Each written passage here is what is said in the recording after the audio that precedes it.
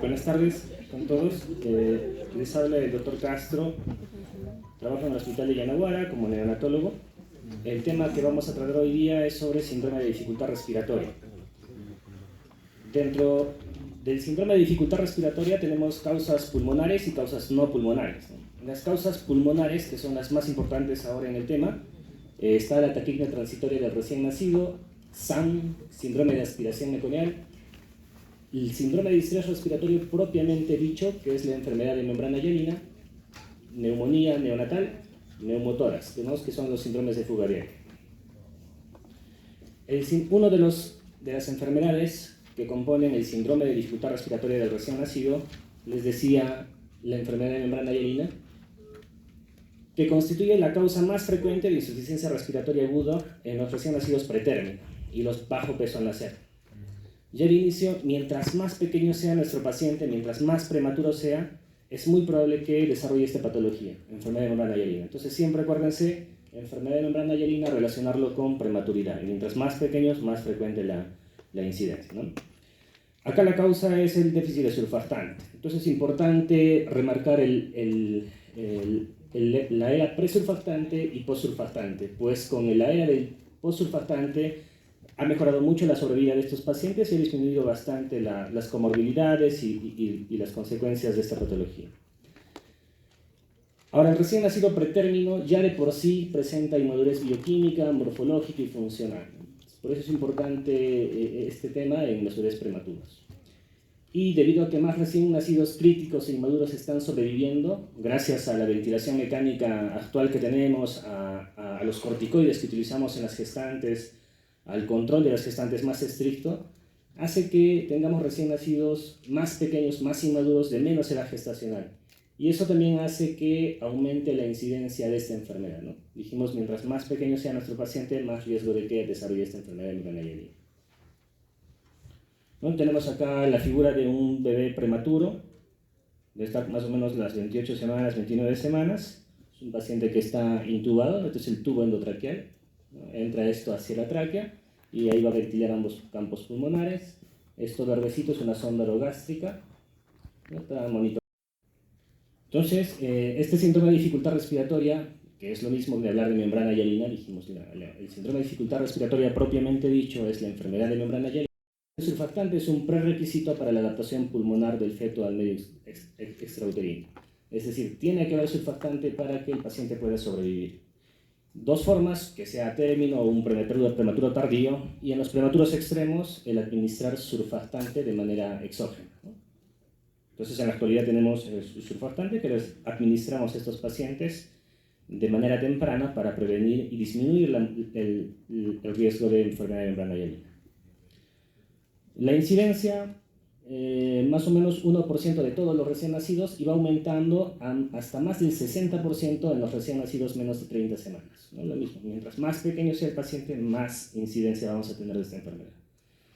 Nuevamente, en tablitas, miren, bebés de 500, 750 gramos, ¿no? Bien pequeñitos, que corresponde más o menos a los bebés de 26 a 28 semanas, la incidencia es del 80%. ¿No? Bebés más grandes va disminuyendo, ¿no? Esos 1500 que esté pesando nuestro pacientito al nacer, vamos a tener una incidencia de membrana hialina de 22%, más bajita. Entonces, obviamente, si nos nace un recién nacido de 40 semanas, 41 semanas, y nos dicen, dentro de los diagnósticos tenemos que plantar enfermedad de membrana hialina, no, bueno, porque esto no se da en los pacientes a término. Son exclusivos de los bebés más pequeñitos.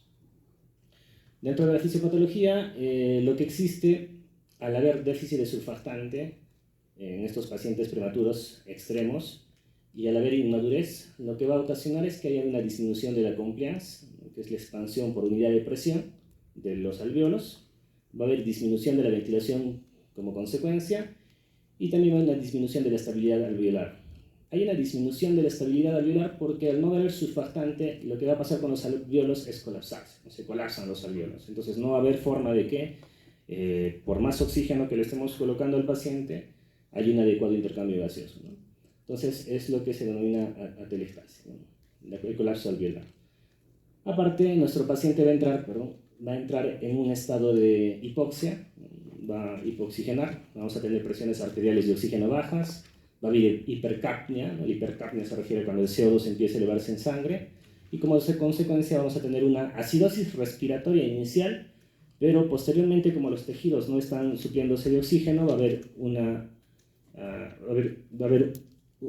estado de anerviosis, y entonces va a haber una acidosis mixta. Ya no solamente va a ser acidosis respiratoria, sino una acidosis mixta. Que también existe daño al alvéolo capilar, las famosas membranas hialinas que se observan en patología, disminución del intercambio gaseoso, shunts de derecha a izquierda, ¿no? Como el paciente va a estar con colapso alveolar, los alvéolos se colapsan, va a haber hipoxia, y al haber hipoxia hay vasoconstricción de los vasos pulmonares, entonces la sangre que tiene que entrar al pulmón a oxigenarse no va a entrar adecuadamente, y esa sangre va a hacer un shunt de derecha a izquierda. ¿A través de qué? De un ductus arterioso que todavía probablemente esté abierto, son prematuros, ¿no? Los ductus arteriosos son de difícil cierre en estos pacientes, o a través de un foramen oval. Entonces también existen shunts de derecha a izquierda. El surfactante, importante, sintetizada por los neumocitos tipo 2, ¿no? Clave, neumocitos tipo 2 son los que van a sintetizar surfactante, más o menos a qué edad gestacional, entre las 20 y 22 semanas. Es por eso que pacientes de 18 y 19 semanas de edad gestacional pues no pueden sobrevivir porque no tienen producción de surfactante, ¿no? Entonces, pacientes generalmente ya más de 22 semanas son pacientes que potencialmente son viables y obviamente van a pasar por la UCI con sus comorbilidades de la prematuridad, pero son pacientes que llegan a sobrevivir y muchas veces sin complicaciones. Y los niveles maduros de surfactante, o sea, ya cuando el surfactante ya es completamente maduro, es a partir de las 35 semanas. Entonces, una cosa, ¿en qué momento se produce el surfactante? 20-22 semanas a través de los neumocitos tipo 2, y diferente hablar de madurez del surfactante, que es a las 35 semanas. Y el déficit origina lo que dijimos, la enfermedad de membrana hialina en el prematuro. Composición del surfactante: el 70-80% del surfactante está conformada por fosfolípidos. Dentro de los fosfolípidos, lo más frecuente, dipermetoil fosfatidilcolina, 64%. Proteínas principales del surfactante A y surfactante B, ¿no? SPA, SPB. Es lo importante. Lo mismo dentro de las etapas del desarrollo pulmonar, cómo se desarrolla el pulmón de nuestro feto. Tenemos una fase embrionaria, endoglandular, canicular, sacular, de alveolización y postnatal. Importante aquí la formación de los acinos, y que existen ya los neumocitos tipo 1 y tipo 2, ¿no? Y dijimos que los neumocitos tipo 2 van a fabricar surfactante a partir de las 20 y 22 semanas, ¿no?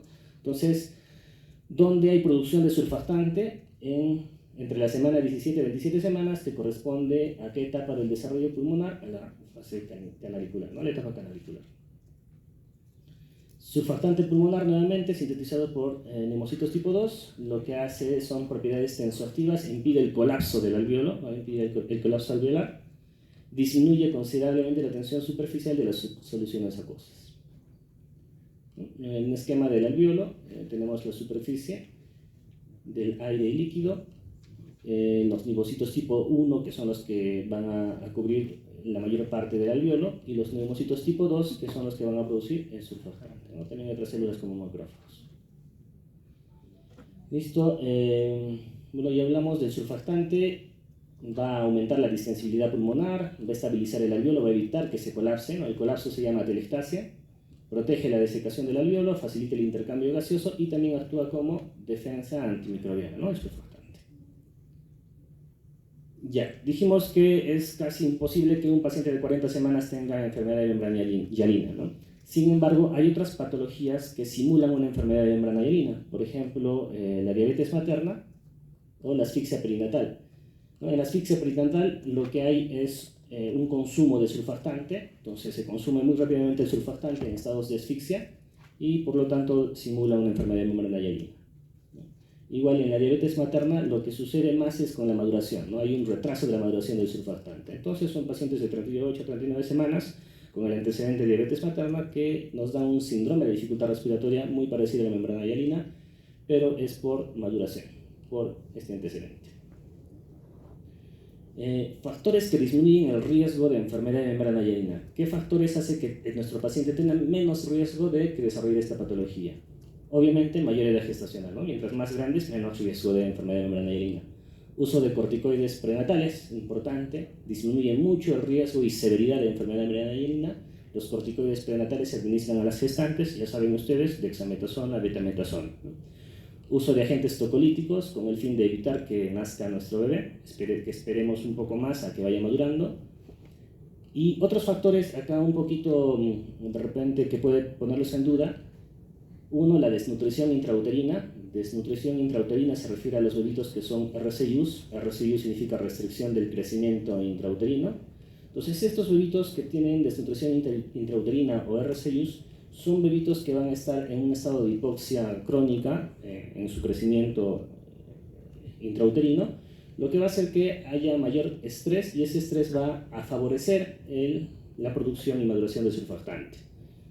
Obviamente es una patología que tiene otros riesgos para el paciente, pero si es un recién nacido de la misma edad gestacional, dos pacientes, 25 semanas, y uno de ellos tiene desnutrición intrauterina, este pacientito probablemente desarrolle menos severidad de enfermedad de membrana hialina, entonces disminuye un poco el riesgo. Y también el RPM, ¿no? La ruptura prematura de membranas. Cuando es prolongada también causa un fenómeno de estrés, un ambiente de estrés, y con lo cual hace que haya una maduración un poquito más rápida del surfactante. Entonces, estas dos cosas importantes disminuyen el riesgo. Si bien es cierto, como les dije, estas patologías causan también problemas en nuestro paciente, pero hablando de membrana hialina, disminuyen su severidad, ¿ya? Desnutrición y RPM. Y el paciente en la UCI neonatal, en cuanto a pruebas de maduración pulmonar para ver si es que ya está maduro o no nuestro pulmón, hay relación de lecitina esfingiomielina. Cuando es menos de 24 semanas 0.5 y más de 32 semanas realmente mayor de 1. Y a las 35 semanas este índice está en 2 y habla de una maduración pulmonar fetal, ¿no? Dijimos que el surfactante su madurez a partir de las 34 semanas. Y otra prueba de función de madurez pulmonar, la dosificación de fosfatidilglicerol también, ¿no? Que marca el inicio de la maduración, que se determina en líquido amniótico, no se altera con la presencia de metonio, y hablar de más de 1% habla de madurez pulmonar fetal también.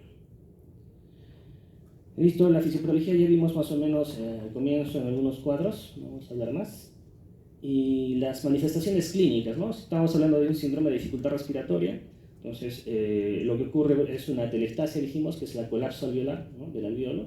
Va a haber un edema también y una lesión celular dentro de la patología.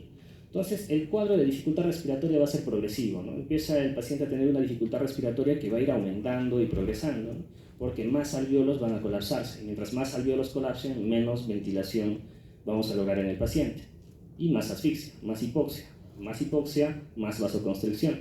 Menos perfusión. Entonces ya se hay una alteración de la ventilación-perfusión, ¿no? Entonces es progresivo y de inicio precoz. Generalmente ya desde el nacimiento está presentando dificultad respiratoria el paciente. Y se va incrementando poco a poco a las 24, 72 horas de vida, ¿no? Sin tratamiento, la mortalidad más o menos es a las 60 horas. Es importante el tratamiento temprano de nuestro paciente. Y la resolución ya con el tratamiento, con un buen uso de ventilación mecánica y otras medidas que hacemos en la unidad de cuidados intensivos, más o menos se está resolviendo entre el tercer y el quinto día de vida. Clínicamente, el síndrome de dificultad respiratoria, polipnia, taquicardia, cianosis, quejido, ¿no? Dijimos el quejido es expiratorio, aleteo nasal, retracciones, murmullo vesicular disminuido, porque hay colapso alveolar y por lo tanto no va a llegar la ventilación a los alveolos. Crepitantes, importante acá los crepitantes, ¿no? Normalmente en adultos, niños mayores, uno cuando escucha crepitantes lo asociamos a neumonía, ¿no? Sin embargo, en neonatos prematuros, crepitantes en un paciente menos de 28 semanas, de 500, 800 gramos, lo tenemos que asociar más a una enfermedad de membrana hialina y no neumonía, ¿no? Esta patología no es infecciosa, ¿no? Edema y diuresis disminuida también.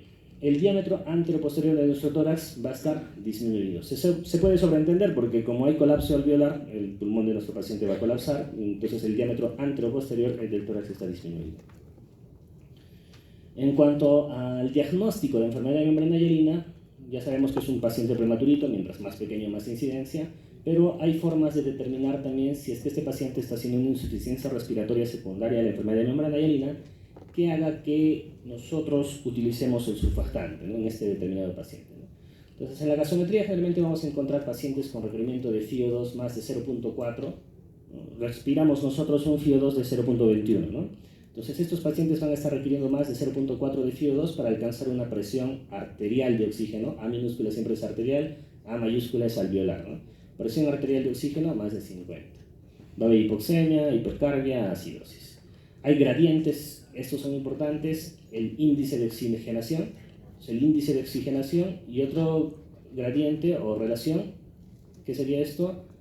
Arterio-alveolar, ¿no? Entonces, índice de oxigenación y relación arterio-alveolar. Más de 15 del índice de oxigenación nos habla de un síndrome de dificultad respiratoria severa. Es un paciente que sí o sí va a requerir el surfactante, ¿no? El administrar surfactante exógeno. Y una relación también arterio-alveolar menos de 0.35, también que habla de enfermedad pulmonar severa, también es criterio para uso de surfactante. Diagnóstico radiológico, hipoventilación, son pulmones blancos generalmente, hay un aumento de la densidad, pero es homogénea, el aumento de la densidad en ambos campos pulmonares va a ser homogéneo, ¿ya?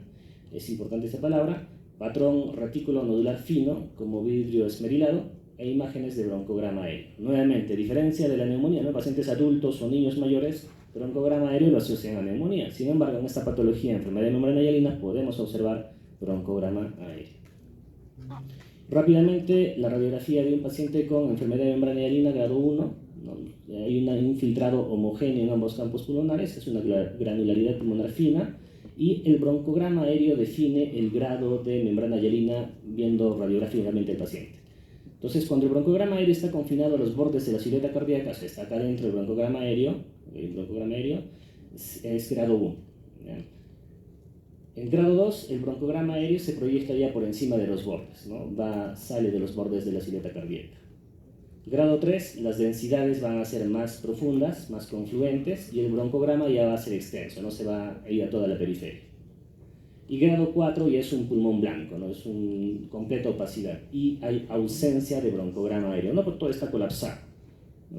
Es un pulmón blanco, ¿ya? Tratamiento de la membrana hialina, de síndrome de dificultad respiratoria propiamente dicho, que es la membrana hialina, todas las intervenciones que hagamos para que sobrevivan estos pacientes y reducir al máximo los efectos adversos. Entonces, bueno, lo más importante, tratamiento con surfactante.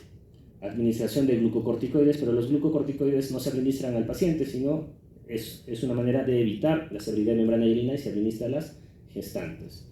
Y presión positiva continua de la vía aérea. Entonces hablamos de surfactante, hablamos de las madres, administrar glucocorticoides, betametasona, dexametasona, pero también administrar presión positiva continua de las vías aéreas se refiere a ponerlo en ventilación mecánica o otro método de oxigenación donde haya presión positiva, sobre todo al final de la expiración, que eso en la ventilación mecánica es la PEP, PIP que le dice, y en CPAP es la presión de distensión. Y esto va a ayudar bastante a disminuir la severidad.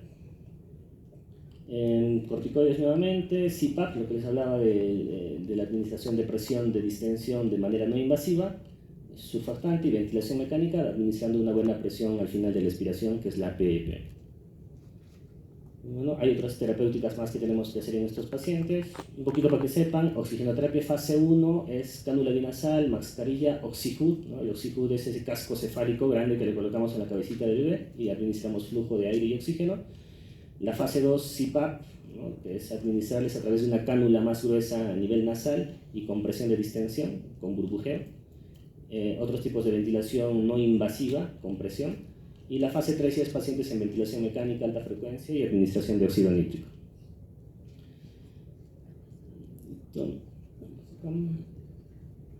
Ya, el momento de la aplicación del surfactante.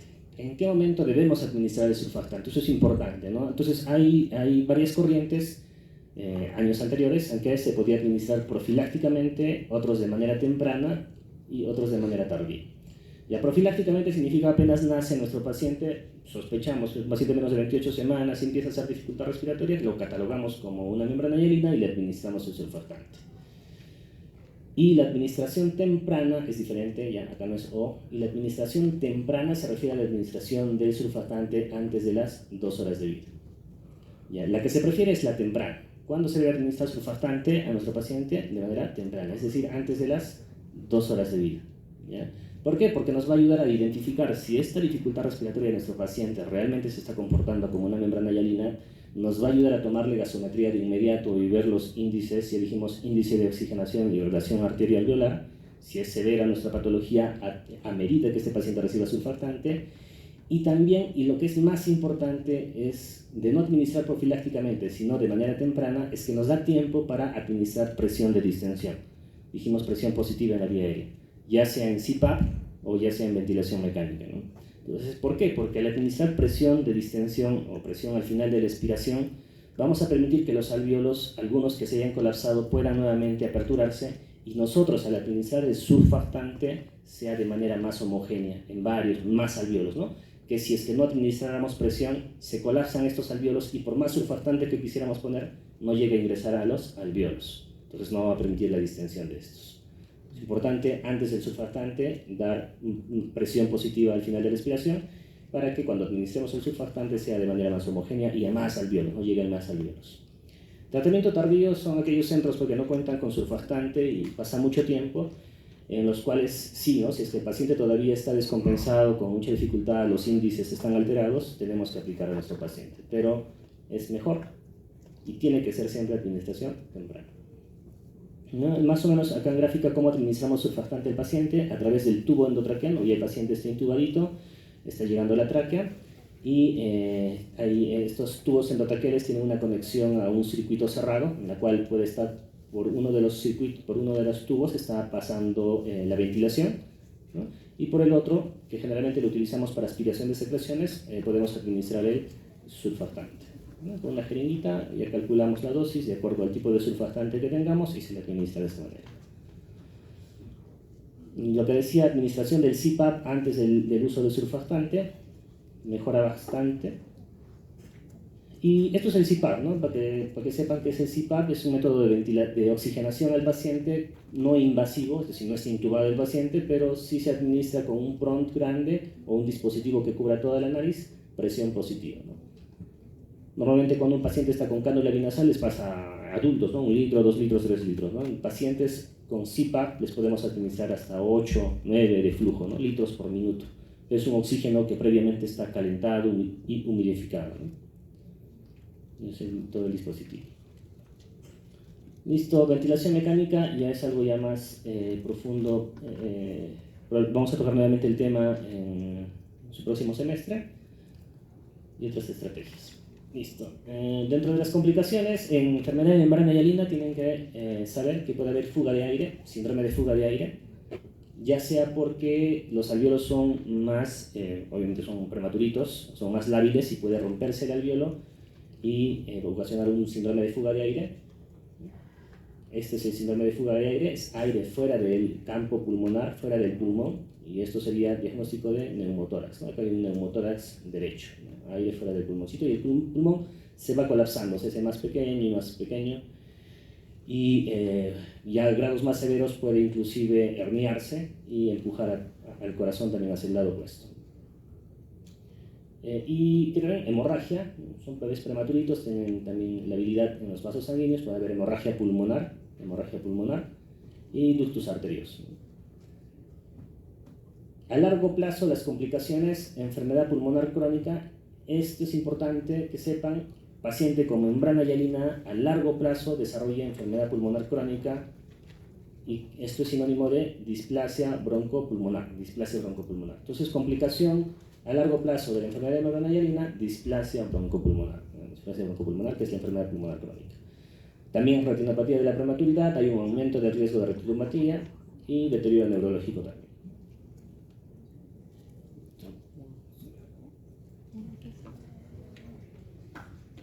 Todavía vamos a ver las demás patologías.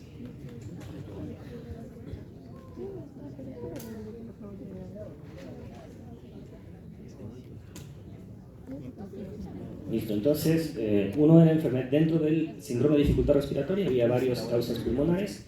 Una de ellas, y la que era la propiamente dicha, es la enfermedad de membrana hialina, pero también vimos que había otras patologías, la neumonía y la taquimia transitoria en este caso.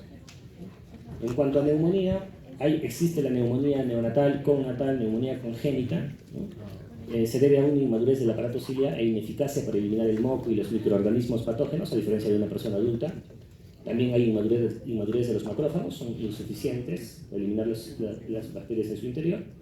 Y hay esta patología, neumonía neonatal, puede causar inclusive que nuestros pacientes mueran, hayan natimuertos, 15-38%, y puede haber una mortalidad inclusive hasta el 32% antes de las 72 horas de vida. Es importante el tema de la neumonía neonatal.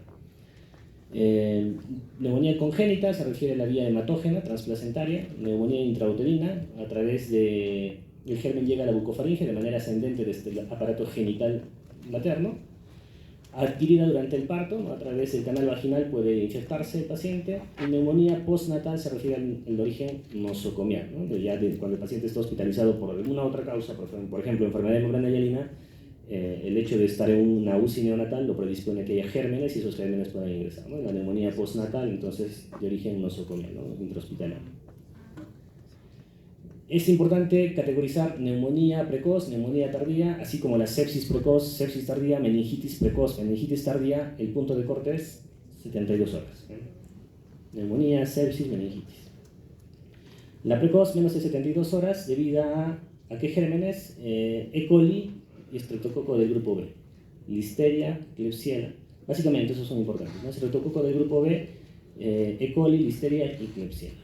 Y neumonía de origen tardío, los que se asocian a la neumonía nosocomial, dijimos, ya las que pasan más de 72 horas y es nosocomial, y se asocia generalmente a ventilación mecánica y a gérmenes que están en el ambiente intrahospitalario.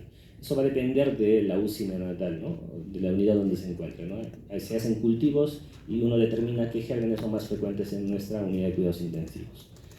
Y estos mismos gérmenes, estreptococo del grupo B, E. coli, listeria, klebsiella, son también los más frecuentes que causan sepsis neonatal, ¿no? Neumonía neonatal, entonces los mismos gérmenes que causan sepsis neonatal y precoz, ¿no? Neumonía precoz, sepsis precoz.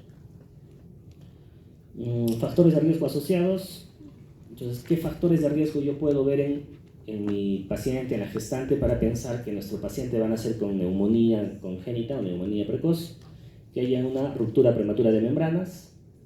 La ruptura prematura de membranas tiene que ser más de 18 horas en un paciente pretérmino y más de 24 horas en un paciente a término para considerarlo factor de riesgo para neumonía congnatal. Lo mismo para sepsis. Igual, lo mismo para sepsis. Entonces, ruptura prematura de membranas, más de 18 horas en pretérminos, más de 24 horas en a término.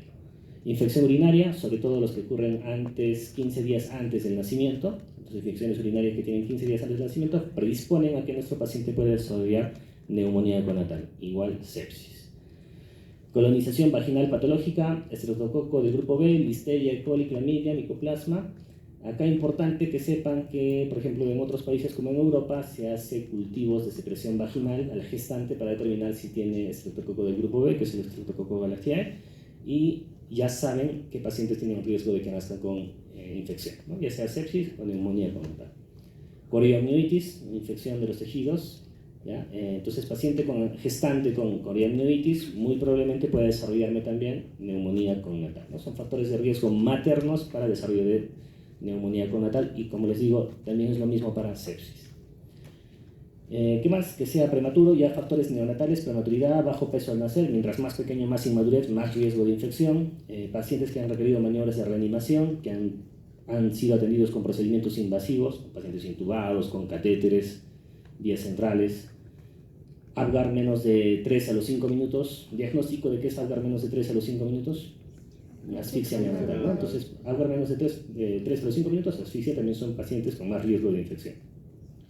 Nosocomial, pacientes asociados, especialmente la neumonía asociada a ventilación. Entonces, sepan ustedes que pacientes que están en ventilación mecánica también tienen más riesgo de desarrollar neumonía intrahospitalaria, ¿no? Esa neumonía tiene un nombre especial, se llama neumonía asociada a ventilación mecánica. Procedimientos invasivos: intubación, ventilación mecánica, aspiración traqueal, sondas orogástricas, sondas urinarias, catéteres centrales, ¿no? Epidemiología: menos de 1% en los recién nacidos a término, y mientras más prematuros, más, 10%. Ya cuando es un neonato, porque el neonato es hasta los 28 días, y si son prematuros es hasta las 44 semanas de edad gestacional corregida. Entonces, si está ya fuera del hospital, aquellos pacientes con estratos socioeconómicos más bajos porque hay menos higiene, hay más riesgo de infecciones, ¿no? También en las gestantes, ¿no? Listo. La clínica de la neumonía connatal es igual que todos los síndromes de dificultad respiratoria, a nivel pulmonar, taquipnia, apneas. Apnea significa cese de la respiración, más de 20 segundos, ¿no? Con bradicardia. Entonces la apnea es el cese de la respiración por más de 20 segundos con compromiso cardíaco, es decir, con bradicardia. Aleteo nasal, entonces apnea se da en pacientes con infección. En este caso estamos hablando de neumonía, entonces también puede haber en sepsis, ¿no? Sobre todo en sepsis tardía y obviamente en neumonía tardía también, más de 72 horas. Aleteo nasal, tiraje intercostal, sifoideo, quejido, disbalance tóraco-abdominal. Ustedes ya tienen que saber cómo es el test de Silverman, ¿no? Califica alguno de estos criterios. Tos, estertor, cianosis. Datos sistémicos, entonces este proceso infeccioso de la neumonía causa también a nivel sistémico algunos problemas. Letargia, puede estar el paciente más hipoactivo, irritabilidad, está muy irritable, inestabilidad térmica, taquicardia o bradicardia, no toma bien sus alimentos, lo vomita, se distiende el abdomen o tiene residuos gástricos altos de un color diferente, verdoso, café. Patomegalia, perfusión periférica normal, ¿no? Son pacientes con piel pálida, reticulada, entonces ya sabemos que está habiendo algo más y si es que tenemos antecedentes, clínica, podemos pensar que es una neumonía, ¿no? Nuevamente los mismos factores de riesgo, hablamos de RPM, más de 18 horas en pacientes prematuros, más de 24 horas en a término, y hay que diferenciarlo. RCIUs, ¿no? Acá sí el RCIU incrementa el riesgo de neumonía, entonces acá sí el RCIU, a diferencia de la membrana hialina, acá el RCIU incrementa el riesgo de neumonía connatal. Polidramios, oligodramios, bueno, lo más importante es lo que les estaba mencionando. Cuadro clínico, Silverman, ya dijimos es importante que sepan el score de Silverman para clasificar qué grado de dificultad respiratoria tiene el paciente. El diagnóstico entonces se hace con presencia de factores de riesgo. Entonces, el diagnóstico, no solamente de neumonía, también de sepsis, meningitis, todo proceso infeccioso en el neonato, uno es presencia de factores de riesgo. Eso se refiere a factores de riesgo obviamente maternos, y hablamos RPM, corionitis, infección urinaria, colonización a nivel vaginal por estreptococo del grupo B. Lo otro, manifestación clínica, que es lo más importante de los tres, la manifestación clínica, porque la clínica es lo más importante siempre en nuestro paciente. Ya hemos visto retracciones, quejido, apneas a nivel sistémico, hipoperfusión, vómitos, distensión abdominal. Las manifestaciones clínicas son importantísimas, tiene que haber esto para decir que nuestro paciente tiene esta patología. Y bueno, lo último, los exámenes auxiliares, que nos ayudan a tomar decisiones si este paciente si realmente corresponde a una infección o no es un proceso infeccioso. Rápido, el test de Silverman-Anderson califica de 0 a 2, mientras más alto es más severo, leve 1-4, moderado 5-6, severo 7-10, aleteo nasal, tiraje intercostal, retracción sifoidea, diferente intercostal sifoidea, disbalance tóraco-abdominal, quejido. Son 1, 2, 3, 4, 5 criterios. 5 por 2, 10, más severo, ¿no? Severidad la más severa. Hay otras escalas, no las vamos a tocar.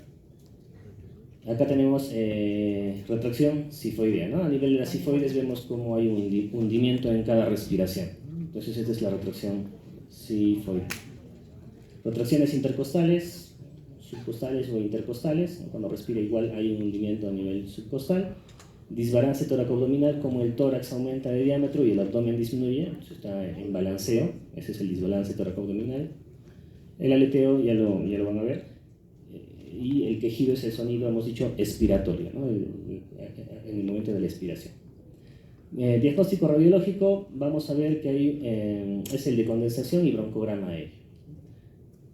Ahora es muy variable, también no es algo preciso en cuanto a la parte radiológica, pero podemos inferir que puede haber algún proceso de condensación y broncograma aéreo y de esa manera, con todo lo demás, llegar al diagnóstico de neumonía.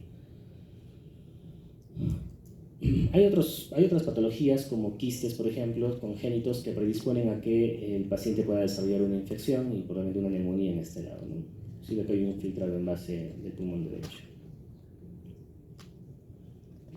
Visto otros casos de neumonía, no es como en los adultos que es más focalizado, no hay una condensación más focalizada en el adulto. Generalmente en el neonato es más difuso los infiltrados, y con broncograma aéreo. También podemos encontrar entonces broncograma aéreo.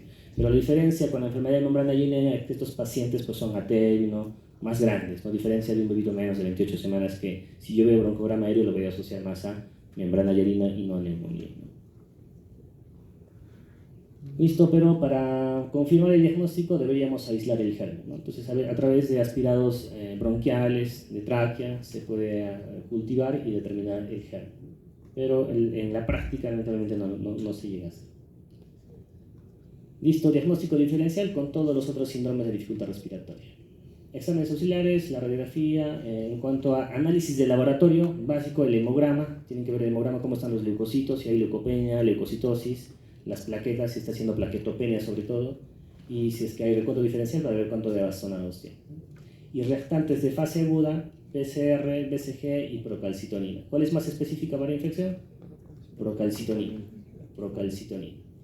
Lo que tenemos a la mano en los hospitales, PCR es más rápido. Pero si tuviéramos los dos, procalcitonina. Cultivos, hemocultivo, para confirmar la presencia de sepsis asociada. Entonces dijimos cultivo de secreción bronquial o de aspiración de tráquea, pero también si es que es un paciente con todo el cuadro florido de neumonía, de la clínica, antecedentes, y encontramos un hemocultivo positivo, también nos confirma el diagnóstico. Entonces ya sea cultivo de secreción bronquial o un hemocultivo. Lo mismo pasa para meningitis también. Para uno confirmar meningitis también tienes que encontrar o en el germen, en el líquido cefalorraquídeo, pero también te lo hace la confirmación de un germen en hemocultivo.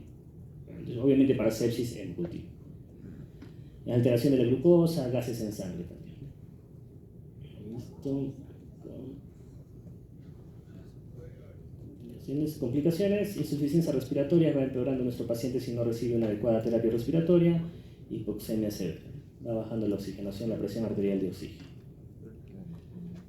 Para mejorar, limpieza en la unidad, ya en la unidad tiene que haber limpieza, una adecuada asepsia, esterilidad en los procedimientos, educación a las gestantes, tiene que ser permanente todo esto. Y la otra patología importante, entonces ya hemos hablado de enfermedad de membrana hialina, hemos hablado de neumonía, estamos hablando ahora de taquipnea transitoria del recién nacido. Entonces, como dice acá, su nombre es transitoria porque va a durar más o menos 72 horas, ¿no? Acuérdense, taquipnea transitoria del recién nacido, resolución en 72 horas generalmente. ¿Ya? Y se refiere a un proceso de adaptación pulmonar que demora, ¿no? Que demora hasta ese tiempo. Es un paciente que todavía está requiriendo un poco de oxígeno, con un poco de dificultad respiratoria. Generalmente es leve, hasta moderada puede llegar. Entonces, nuevamente, alteración transitoria en la adaptación. La clave es la adaptación respiratoria, la adaptación pulmonar. Los mismos, el cuadro de dificultad respiratoria, siempre tiene que haber taquipnea, incluso una taquipnea transitoria. Taquipnea se refiere a frecuencia respiratoria más de 60. La respiración normal de un neonato es de 40 a 60. 40 a 60. Más de 60 y es taquipnea. Se inicia inmediatamente luego del nacimiento y generalmente se resuelve antes del tercer día de vida. Por eso es importante 72 horas. Curso benigno y autolimitado. Generalmente lo que se hace es darle soporte respiratorio, lo que requiera de oxígeno para mantener saturaciones en un rango normalmente entre 90 y 96%. Importante acá también hacerles recordar que no podemos hiperoxigenar al paciente en todas las patologías, no en este tema nada más.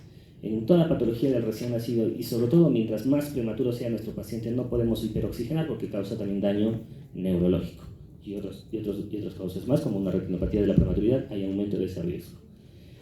Entonces, importante mantener también las saturaciones entre 90 y 96 y si es que darle confort, una adecuada temperatura al paciente para que se vaya autolimitando esta patología.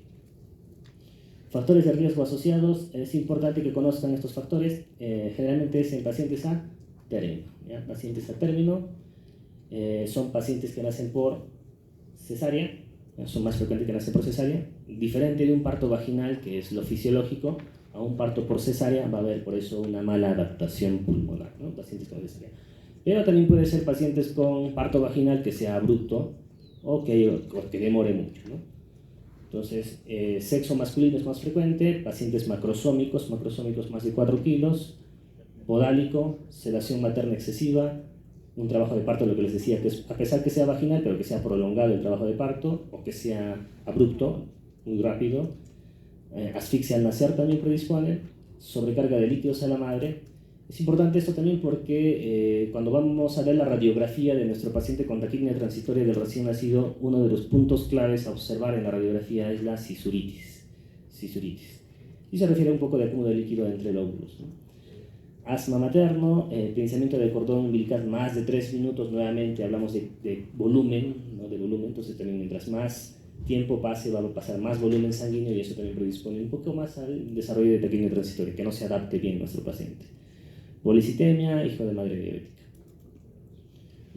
Cuadro clínico, dificultad respiratoria desde el nacimiento, más de 60 respiraciones, el diámetro anteroposterior en membrana hialina era disminuido, ¿no? En taquipnea transitoria puede estar normal o aumentado.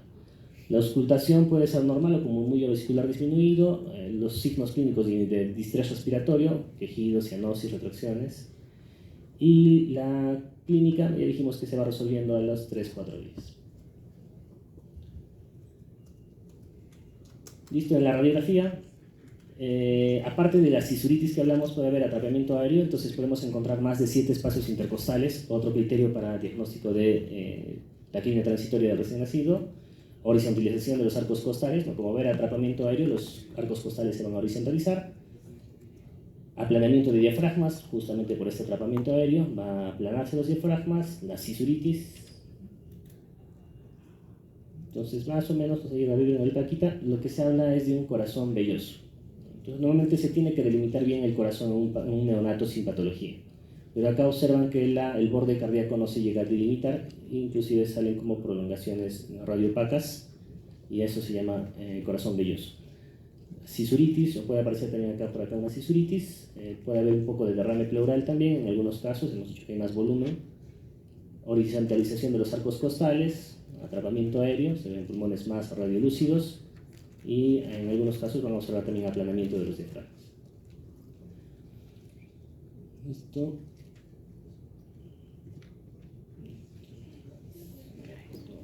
Nos queda 10 minutos más.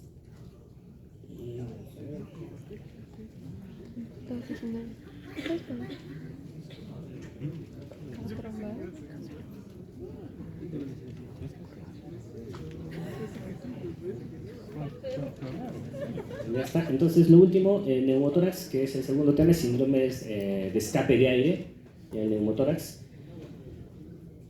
Se refiere, dijimos, que es el escape del aire fuera del pulmón, fuera del espacio pulmonar, ¿no? A eso podemos encontrar y diagnosticar. Entonces, los síndromes de escape de aire puede ser un neumotórax, puede ser un enfisema intersticial pulmonar. Hay aire fuera de los alvéolos, pero dentro de los campos pulmonares, a eso se refiere enfisema pulmonar intersticial. Es como un panal de abejas, pero radiolúcidos. Neumomediastino, a nivel mediastino vamos a observar que hay escape de aire. Neumopericardio, también hablan de escape de aire cuando ya extrapulmonar, neumoperitoneo. Enfisema cutáneo, embolia aérea. Los factores de riesgo relacionados por qué se da este síndrome de escape de aire en nuestros pacientes neonatales, la anatomía del aparato respiratorio neonatal, la incidencia de estas patologías pulmonares, la insuficiencia respiratoria, la membrana hialina, la neumonía, el síndrome de aspiración meconial.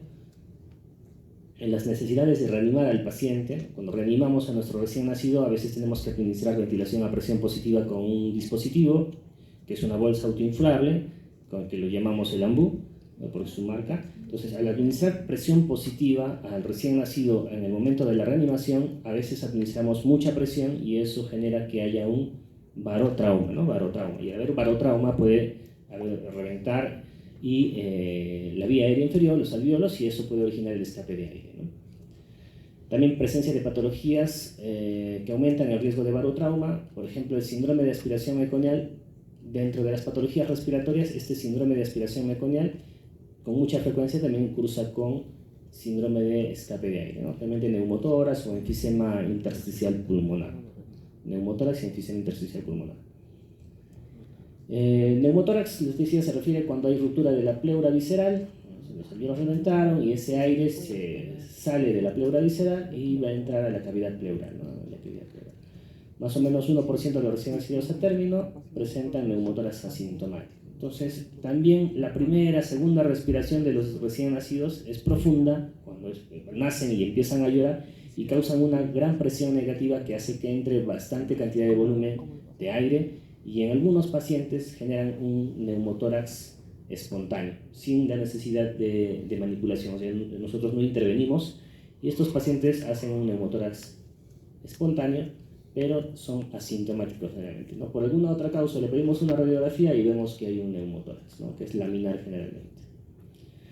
El cuadro clínico va a depender del tamaño del neumotórax, ¿no? Hemos visto que mientras más tamaño tenga el neumotórax, más colapsa el pulmón del mismo lado, inclusive puede herniarse y comprimir el corazón y comprimir el otro campo pulmonar, ¿no? Mientras más severo, se va a ver la correlación. Mientras más severo sea el neumotórax, más clínica vamos a tener. Y en 10% pueden ser bilaterales. Síntomas, los mismos signos de dificultad respiratoria, taquipnea, retracciones, cianosis. Esto diferencia el neumotórax, hay una simetría torácica. Entonces vamos a encontrar que si es que encontramos un neumotórax derecho, el diámetro anteroposterior va a ser mayor en el lado derecho, ¿no? Porque hay un escape de aire ahí. Entonces va a ser una simetría torácica. Uno observa al paciente con asimetría, ¿no? El lado derecho, el neumotórax derecho está más amplio, ¿no? En el caso del neumotórax del lado derecho. Como hay compresión cuando es más severo el neumotórax, va a haber compresión del corazón, entonces vamos a observar que nuestro paciente va a empezar a hacer bradicardia. Entonces, un paciente con mucha dificultad respiratoria, que le estamos dando la terapia adecuadamente, pero va necesitando más oxígeno, más presión, y vemos que no mejora nuestro paciente y al contrario va haciendo bradicardia, entonces es un paciente que probablemente tenga neumotórax. Obviamente, lo ideal es tener a la mano la radiografía para diagnosticarlo, pero muchas veces no tenemos a la mano la radiografía y tenemos que hacerlo clínicamente. Entonces nos ayudaría también la simetría torácica, ¿no? Vemos que el lado derecho está más distendido y hay bradicardia, el paciente no está mejorando con toda la terapia respiratoria, tenemos que hacer probablemente una punción para drenar ese neumotórax derecho. Desplazamiento de choque de punta, va desplazando el corazón, entonces uno al auscultar el corazón vamos encontrando que va cambiando de posición. Si es en el lado izquierdo del neumotórax, los ruidos cardíacos van a ser más intensos en el lado derecho porque está desplazando cuando va aumentando la severidad, ¿no? Los cambios de la auscultación también, no va a haber murmullo vesicular en ese lado. Alteración de variables hemodinámicas, la bradicardia, puede haber alteración de la presión también. Y hay un deterioro agudo, ¿no? Rápidamente va desmejorando el paciente, ¿no? Cianosis, bradicardia, a pesar de toda la terapia que le estemos dando. Ahí el tratamiento es drenar todo este neumotórax, ¿no? De esa manera nuevamente el pulmón expande y puede ventilar, ¿no? O deja de comprimir el corazón o deja de comprimir el otro pulmón. Entonces el tratamiento es la punción. ¿Listo? La punción, bueno, son unos materiales. Lo importante es conocer la ubicación. Generalmente lo hacemos en el segundo espacio intercostal en la línea media clavicular. Y ahí es donde tenemos que hacer la punción para drenar de emergencia a este paciente con neumotórax, que sin esto va a seguir aumentando el neumotórax, va a comprimir más el corazón, va a comprimir el otro campo pulmonar y va a llegar a ser ya una parada respiratoria, ¿no? Y puede fallecer. Entonces es importante hacerle la punción donde, segundo espacio intercostal, pueden hacerlo con un Avocat, con una jeringa de 20 centímetros, introducen de emergencia el Avocat conectado a una jeringa y ingresan. El pulmón está colapsado, no a veces riesgo que tengamos de que podamos lesionar el pulmón porque está totalmente colapsado. Entonces ingresan y van a aspirar y van a encontrar que sale inclusive a presión aire, ¿no? Y también lo podemos hacer en el cuarto espacio intercostal, línea axilar anterior. Esos son los dos lugares que tienen que conocer dónde se realiza la punción, el drenaje para el neumotórax.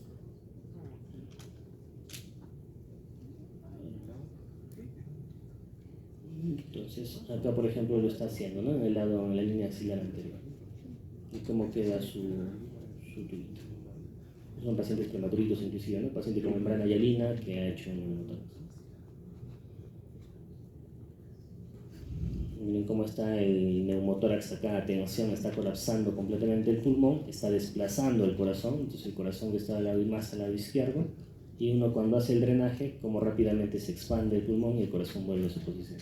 Rápidamente mejoran muy rápido los pacientes al hacer la punción. Listo, con eso terminaríamos entonces.